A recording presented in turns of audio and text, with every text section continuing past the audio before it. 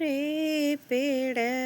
पर कै सुगना सोवत की हो जागत सुगना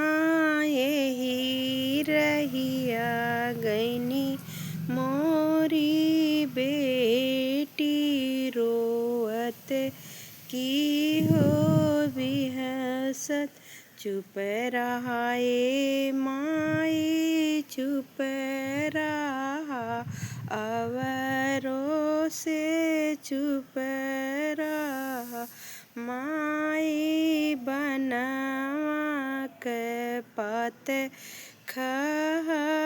खहरानिन तो बेटी तोरे पराई भैनी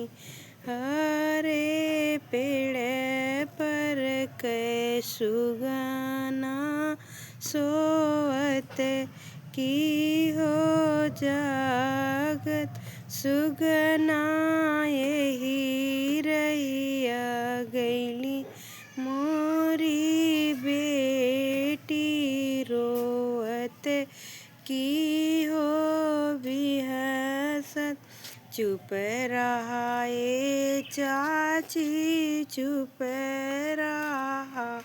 अवरों से चुप रहा चाची पनवा के पात खहरानिन तो बेटी तोर पराई भैली हरे पेड़